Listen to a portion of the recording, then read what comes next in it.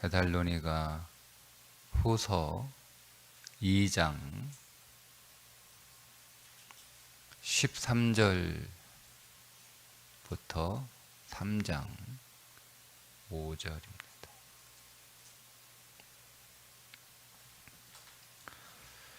주께서 사랑하시는 형제들아, 우리가 항상 너희에 관하여 마땅히 하나님께 감사할 것은 하나님이 처음부터 너희를 택하사 성령의 거룩하게 하심과 진리를 믿음으로 구원을 받게 하심이니,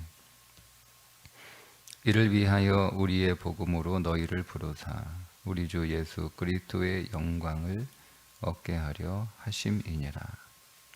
그러므로 형제들아, 굳건하게 서서 말로나 우리의 편지로 가르침을 받은 전통을 지키라.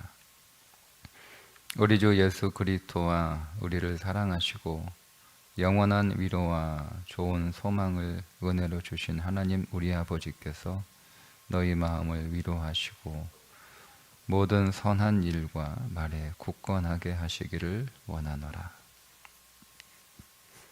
끝으로 형제들아, 너희는 우리를 위하여 기도하기를, 주의 말씀이 너희 가운데서와 같이 퍼져나가 영광스럽게 되고, 또한 우리를 부당하고 악한 사람들에게서 건지시옵소서 하라.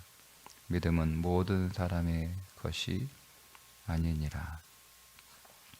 주는 미쁘사 너희를 굳건하게 하시고 악한 자에게서 지키시리라.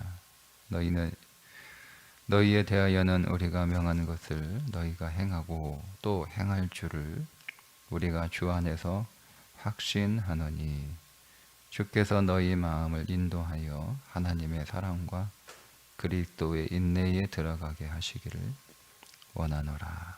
아멘. 주님이 언제 오시는지 주의 재림의 때는 사실은 중요한 게 아니다. 주님이 언제 오시든 우리가 주님을 맞이할 준비를 하고 있는 것이 더 중요하다. 준비 없이 그때를 안들 무슨 소용이 있겠습니까? 준비 없이 우리가 주님을 만나게 되면 정말 돌이킬 수 없는 후회를 할 수밖에 없습니다.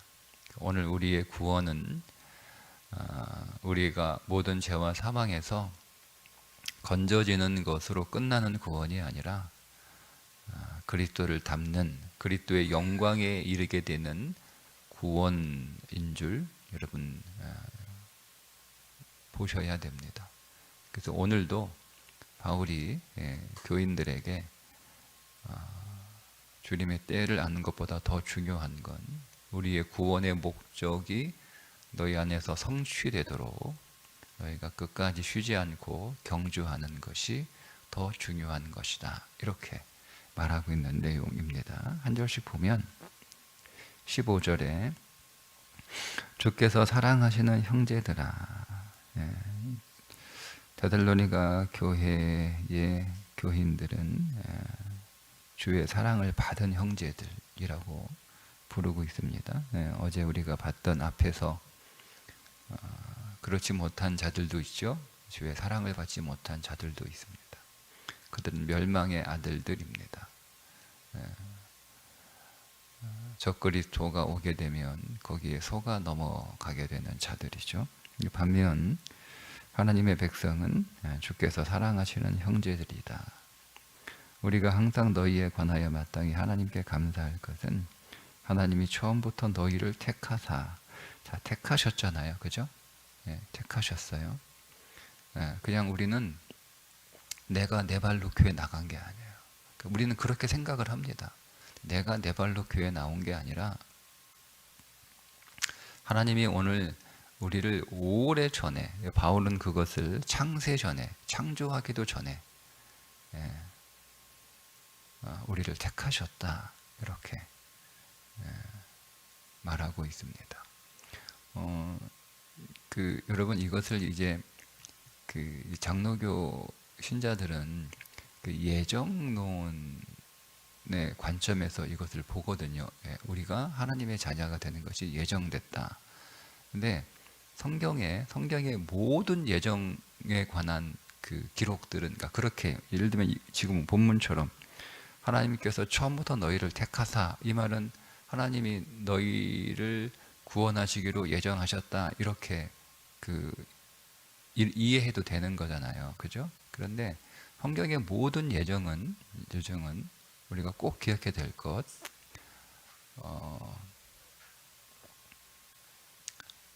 선망적 예언이 아니에요. 무슨 말씀이냐면, 그때 그게 하나님이 정하신 거였구나. 그때 하나님이 나를 택하신 거였구나.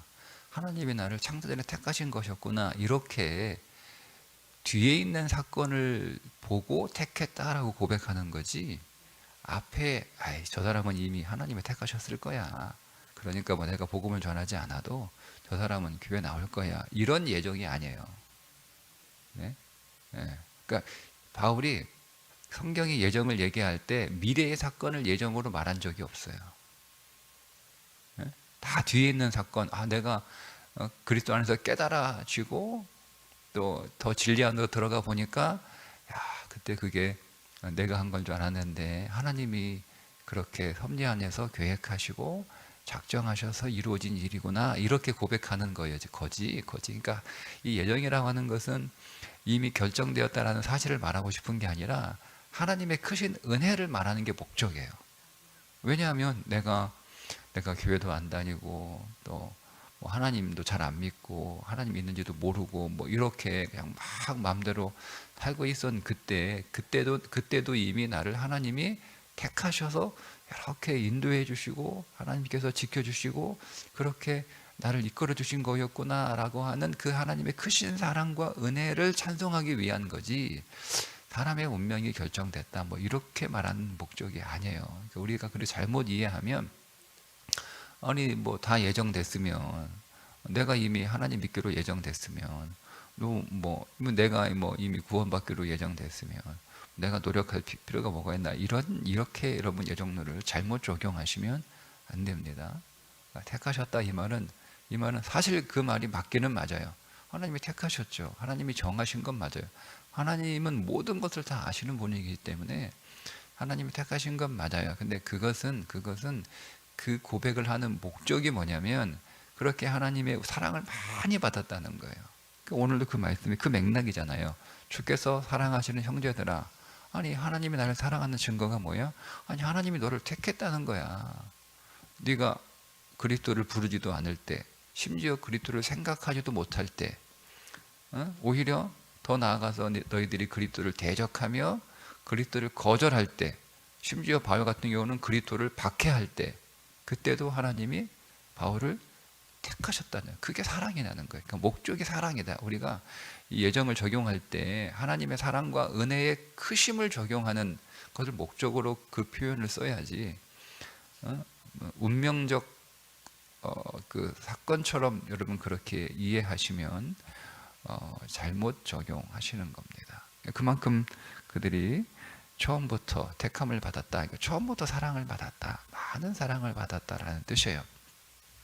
그렇게 그리스도가 우리에게 그 많은 사랑을 택하셔서 부으시는 목적이 뭐냐? 그 목적이요, 자, 택하심이 우리가 죄와 사망에서 건져지는 사건으로 좀 좁게 이해를 한다면, 성령의 거룩하게 하심과, 그러니까 거룩하게 되는 게 목적인 거예요. 주님이 우리를 사랑하시는 목적이 뭐냐면 우리를 거룩하게 만드시는 거예요. 주님이 오늘 우리를 구원하신 목적이 뭐냐면 우리를 거룩하게 만드시는 거예요. 이게 구원의 목적이에요. 그러니까 우리가 죄와 사망에서 해방되었다는 구원에 멈추는 것이 아니라, 그러니까 그리스도의 형상을 닮아 그리스도의 장성한 분량에 이르는, 즉 그리스도의 거룩한 수준에 이르도록 우리를 그렇게 만들어 가시는 것이 우리의 택하심과 구원의 목적이다는 것을 오늘 다시 밝히고 있습니다. 그래서 데살로니가 교회 교인들에게, 그 종말의 때, 주님의 재림의 때, 언제 그 날짜가 뭐가 중요해? 너희들은 거룩하게 되는 것이 더 중요한 거니까. 그렇게 살라는 거예요. 그래서 14절에 이를 위하여 부르셨잖아요. 우리의 복음으로 너희를 부르사 우리 주 예수 그리스도의 영광을 얻게 하려 하심이라. 그러니까 우리가 그리스도의 영광을 누리게 되거든요. 근데 그 그리스도의 영광을 누리게 되는 것이 뭐냐면 그리스도의 장성한 분량에 이르는 그 수준으로 우리가 거룩해지는 거예요. 그게 영광이에요. 그 영광이에요. 그게 주님의 영광이죠. 왜냐하면 죽을 수밖에 없는 전적으로 타락하고 부패한 우리를 당신이 생명을 내어주심으로 구원하셔서 당신처럼 만들어내시니 그게 주님의 영광이죠. 그 영광이에요. 그러니까 은혜가 영광이에요. 그러니까 우리가 그 은혜를 많이 받고 그 은혜를 많이 누릴수록 우리는 그리스도의 영광에 참여하는 거예요. 그게 우리의 영광이에요. 그러니까 여러분, 우리는 정말 성경을 우리의 욕망으로 해석을 하거든요. 우리 욕망으로. 그러니까 우리 안에 그런 본성이 있어요. 그러니까 우리는 다 자기 좋을 대로 듣고 해석하잖아요. 여기 지금 보세요. 제가 지금 똑같은 얘기를 하잖아요. 그죠? 지금 설교 시간이 아니고 제가 어떤 얘기를 여러분 앞에 어떤 이야기를 한다고 할 때 똑같은 이야기를 하는데요. 이것을 다 듣는 사람들이 다 다르게 들어요. 그런 경우를 겪잖아요. 나는 똑같이 얘기를 했어요. 똑같은 얘기 했는데 똑같은 자리에서 똑같은 이야기를 했는데 듣는 사람은 다 다르게 들어요. 이게 자기 욕망으로 듣는 거예요. 다 그런 경향이 우리 안에 있단 말이에요. 다 자기가 자기 식대로 다 들어요. 그러니까 우리가 성경도 그렇게 우리가 읽는 경향이 있거든요. 그러니까 우리가 우리 좋을 대로 읽는 경향인데 그게 이제 그 하나가 영광이에요. 뭐냐면 하나님께 영광을 돌려드리기를 원합니다. 주여 나를 통하여 주님 영광 받으소서. 내가 주님의 영광을 위해 사는 자가 되기를 원합니다. 이 말이 무슨 얘기냐면 우리는 너희가 먹든지 무엇을 마시든지 하나님의 영광을 위하여 하라라고 하는 말씀을 어떻게 번역하냐면 우리가 자기식으로 번역하는 거예요. 내가 세상에서 출세해서 잘 돼서 하나님께 영광을 돌려야겠다라는 거죠. 잘 생각해 보세요.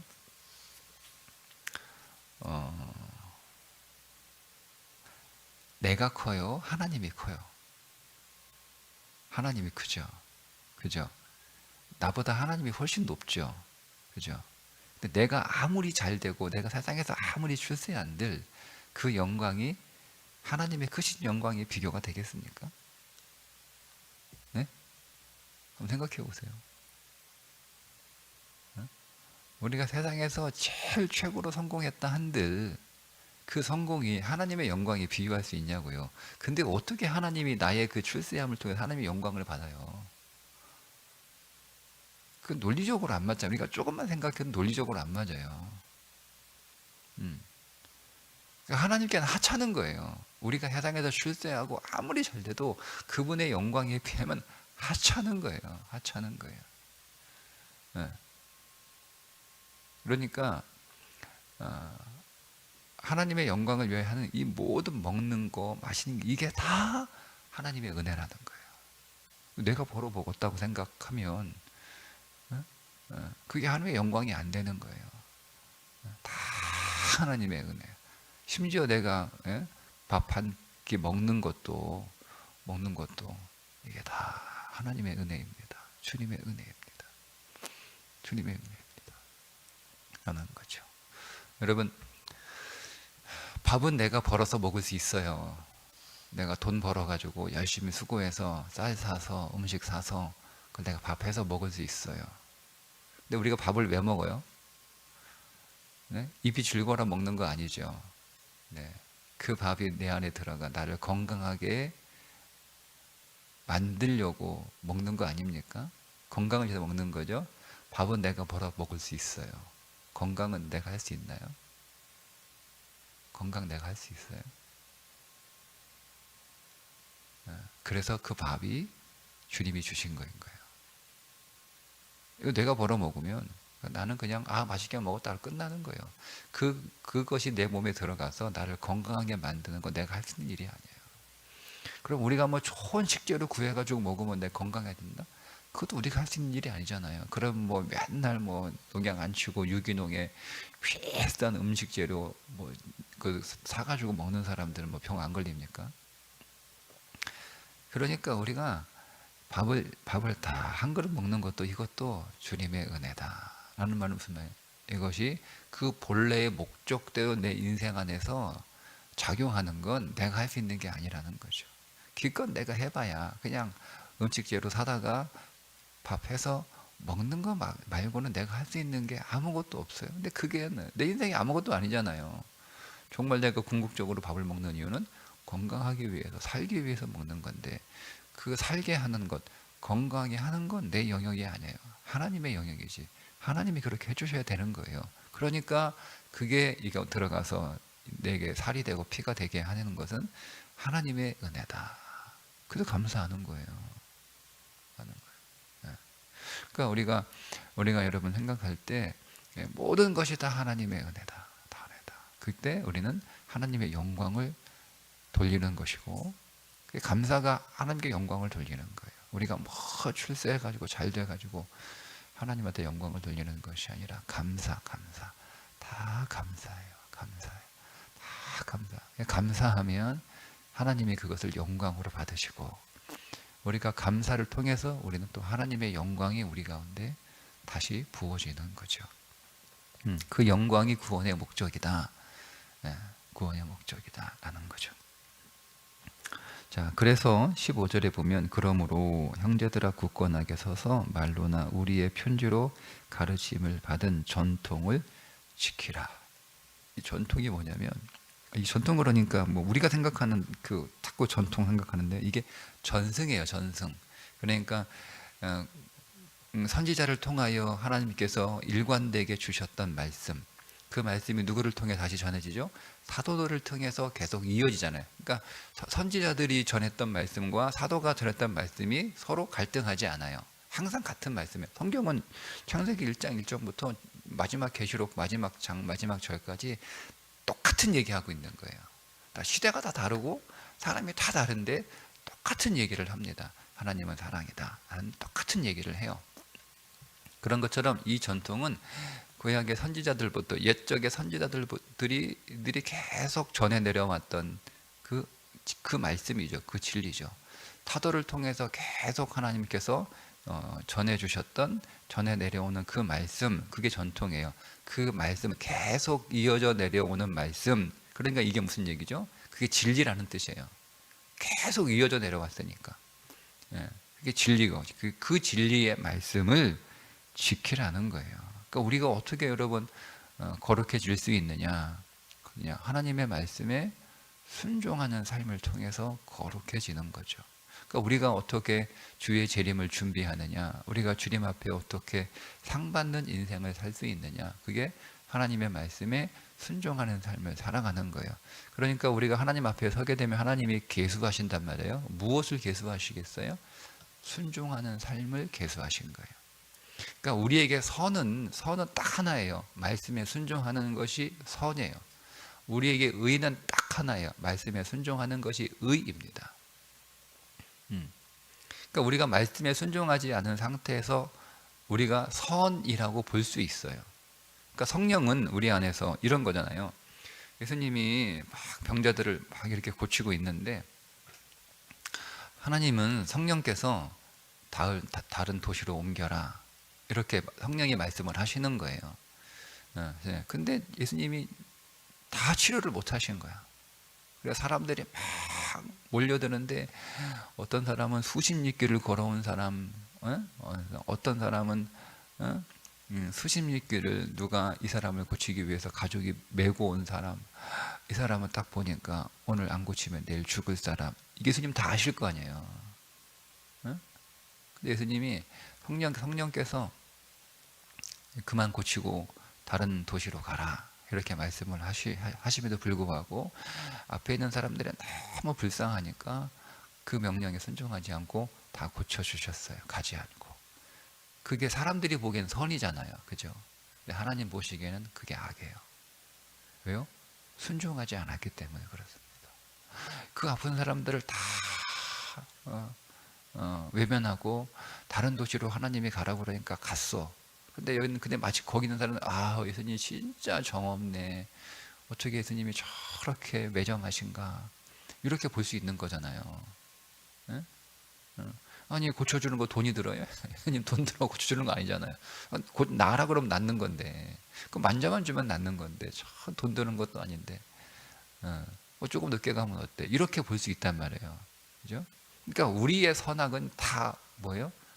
우리 자신의 기준이에요. 예. 그러니까 우리는 우리의 기준으로 착하고 나쁘다를 판단합니다. 그래서 선악을 판단하지 말라는 거예요. 예. 그래서 하나님이 우리가 선하다, 의롭다라는 것을 어떻게 하나님께서 카운트하시냐면 말씀에 순종하는 삶을 카운트하는 거예요. 그러니까 성경에 순종해야 될 말씀이 얼마나 많아요? 그거를 다 하나님이 카운트하고 계세요. 몇 개 순종했나? 제가 드리는 이 말씀은 그냥 정확한 진리가 아니고 제가 여러분들에게 이해를 돕기 위하여 설명하는 겁니다. 네. 그러나 그게 근사치에 가까운 거죠. 하나님이 우리의 삶을 계수하실 때 뭘 계수하시냐? 그냥 우리가 생각한 착한 행동을 계수하시는 게 아니라 말씀에 순종하는 삶을 계수하시는 거예요. 그래서 바울도 이것을 아니까 너희가 하나님 앞에 설 때 때가 중요한 게 아니고 하나님이 너희들의 삶을 다 계수하실 텐데, 하나님의 말씀 대대로 이어져 내려온 그 말씀은 진리의 말씀이고 생명의 말씀이니까 그 말씀을 잘 지키는 삶을 살면 너희들은 거룩하게 될 것이고, 그리고 그만큼 순종한 삶을 하나님께서 계수하시면 그것이 너희에게 상이 되는 것이다. 그 삶을 살아라, 이렇게 얘기하고 있는 겁니다. 3장 5절에 2절에 보면 또한 우리를 부당하고 악한 사람들에게서 건지시옵소서 하라. 이거는 이제 우리를 위해서 기도해 달라 이렇게 요청하는 내용이긴 해요. 그러니까 우리를 악하고 부정한 사람들에게서 건져 달라, 이렇게 기도해 달라. 이 말은 첫 번째 의미는 그런 사람들에게서 우리를 건져 달라라는 뜻이기도 하고요. 악하고 부정한 사람들은 바울이 전도하지 못하도록 방해하는 사람들이거든요. 바울이 전한 복음을 사람들이 듣지 못하도록 왜곡시키는 사람들이거든요. 악하고 부정한 사람들이에요. 그런 사람들이 계속 있으니까 바울이 어느 교회를 가든 이런 사람들은 항상 있어요. 여러분, 어느 교회든지 항상 있어요. 그러니까 교회가 왜 이래? 교회는 다 천사들이 아니에요. 하나님이 교회 안에 악하고 부정한 사람이 들어올 수 있도록 허락을 해 놓으셨어요. 왜냐하면 그것은 그 가운데 하나님의 백성들을 더 정결하고 더 순결하게 하시기 위한 하나님의 목적이에요. 그러니까 이게 교회가 왜 이래? 이렇게 악하고 부정한 사람들을 우리가 만나면 그런 생각을 가질 수밖에 없어요. 그건 당연한 거다. 그죠? 내가 악하고 부정한 사람이 안 되면 되는 거예요.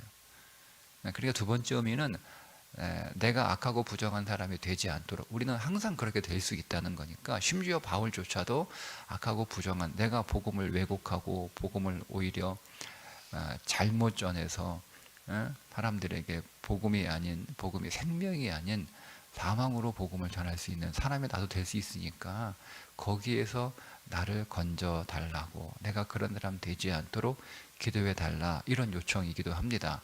근데 또 이 말은 어떤 의미겠어요? 너희가 나를 위하여 이렇게 기도하지만 너희 자신도 악하고 부정한 사람이 되지 않도록 기도하라는 뜻이기도 해요. 네. 왜냐하면 뒤에 나오죠.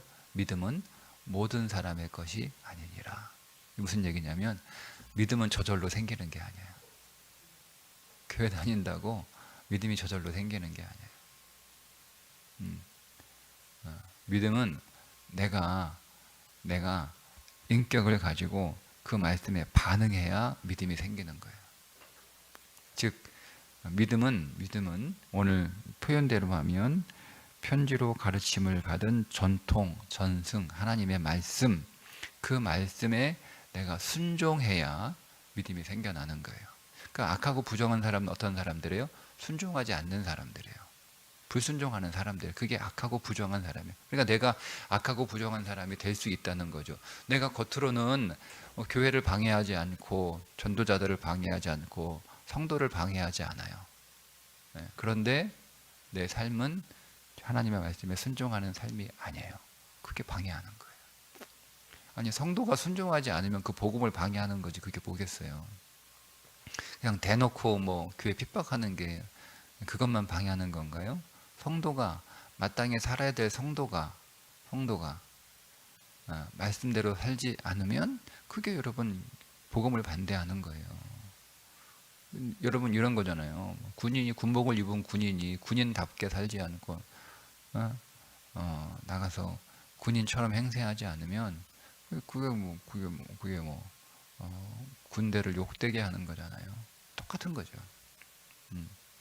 그러니까 그것을 위해서 너희들도 항상 긴장하고, 믿음은 저절로 되는 게 아니니까, 너희가 하나님의 사랑을 받았음에도 불구하고, 너희가 택하심을 받았음에도 불구하고, 그리스도의 거룩에 이르게 되는 건 저절로 되는 게 아니고, 너희가 믿음으로 반응해서, 너희가 애써서 내가 훈련받고 분투하고 쉬지 않고 날마다 경주하는 삶을 살지 않으면 될 수 없다는 거예요. 자, 그래서 마지막 4절과 5절에 이렇게 얘기합니다. 너희에 대하여는 우리가 명한 것을 너희가 행하고 또 행할 줄을 우리가 주 안에서 확신하노리. 행하라는 거예요. 2번 나오잖아요. 행하고 또 행하라. 네. 진리의 말씀, 주신 말씀 순종하고 또 순종하고 또 순종하고 지키라는 거예요. 지키라는 거예요. 근데 그것을 위해서 지금 바울이 기도하는데 어떻게 기도하냐면, 주께서 너희 마음을 인도하여, 우리 마음에 주의 은혜와 감동이 있어야 되는 거예요. 그러니까 머리로 지키는 게 아니에요. 내가 주의 말씀 지켜야지, 내가 죄와 사망에서 해방되는 구원으로 끝나지 않고 그리스도의 거룩에 이르는 그런 구원을 위해서 내가 날마다 경주해야지, 이렇게 머리로 되는 게 아니고요. 마음 안에 감동이 있어야 되는 거예요. 내 마음에 어느 날 하나님의 큰 은혜가 이렇게 찾아와요. 그러면 여러분, 내가 교회 가야지 생각해서 교회 가는 게 아니고요. 그냥 마음이 교회 자꾸 끌려가는 거예요. 내가 말씀을 열심히 읽어야지 해서 말씀을 읽는 게 아니고요. 마음이 말씀에 끌려가는 거예요.